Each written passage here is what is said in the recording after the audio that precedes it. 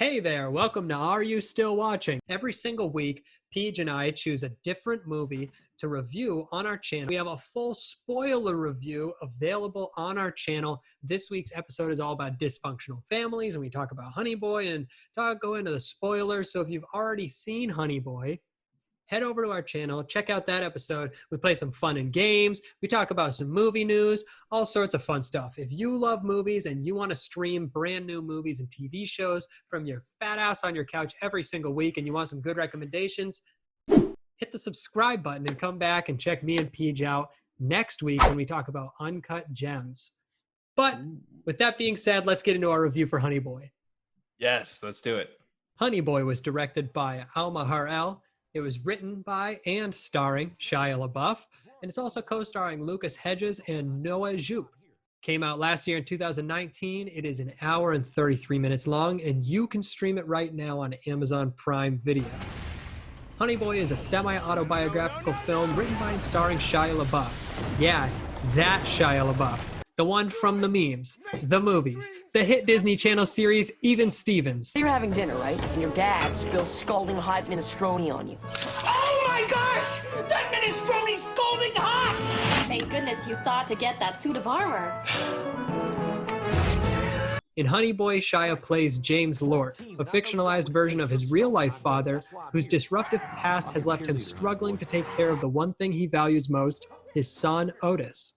The film explores Otis's childhood experiences through the lens of his older self, who is living in a rehab facility at the age of 22. The older Otis, played by Lucas Hedges, is extremely defensive and seemingly incapable of opening up emotionally due to the mask of a personality he has worn his entire life. As we watch young Otis, played by Noah Jupe, growing up, we immediately sympathize with him struggling to develop in his unconventional situation. This is a very emotional movie, but perhaps the most moving element of all is just how close the story gets to Shia LaBeouf's real-life childhood, directly quoting many episodes of Even Stevens and making constant references to Shia's appearances in the public eye. Peej, you got first dibs on reviewing this movie. What the hell did you think? So I want to give a disclaimer before I give my rating and give my review. I am a huge Shia LaBeouf fan. I love Shia LaBeouf. I've watched him since Even Stevens. I watched him in Fury. I watched him in A Guide to Recognizing Our Saints. I watched him in Charlie Countryman. Huge fan. I think he can save bad movies. Great. Now that I got that out of the way, I have no problem saying I was not a fan of this movie. Oh. I understand why you made it, Shia. I get it. It's part of your therapeutic process, and I appreciate it. There's definitely parts I like. But overall, I think it's a little irrelevant, a little inconsequential. I get it's important to you, not so much to me. So for that reason, I'm out. Well, I'm kind of in. Typically with movies based on true events or movies based on a true story, I always find myself wondering, like, how true is this? How accurate is this to the real story?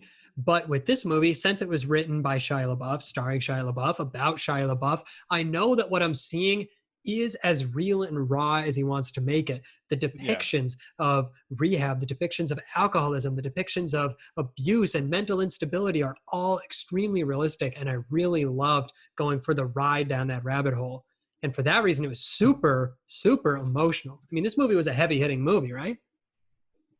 Yeah, absolutely. I mean, if there's one thing that this movie was, it was raw.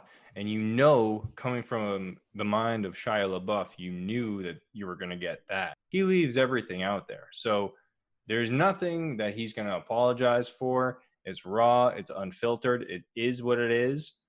And a lot of people like it, including you, Al. Yeah, I do like it. I thought it was thought-provoking. It was existential.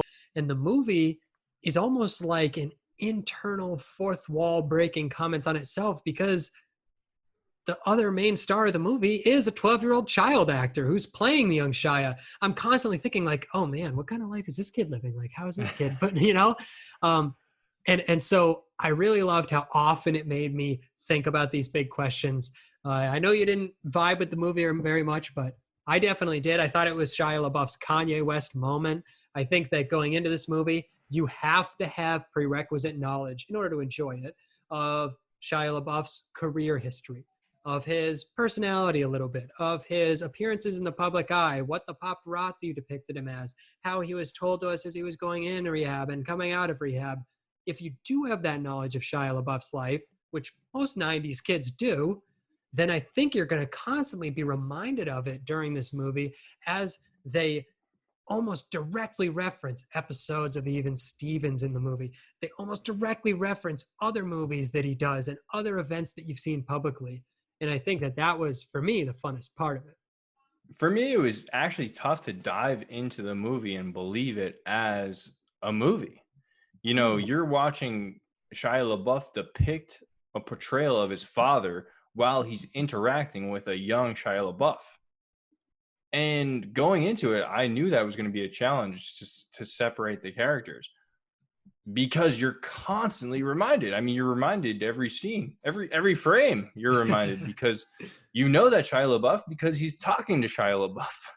So sometimes I almost looked at Shia LaBeouf as the actor playing his dad for like a reaction to what his son was going through. And it's like, oh, no, he's acting as his dad now. Of course he's not going to give me a reaction.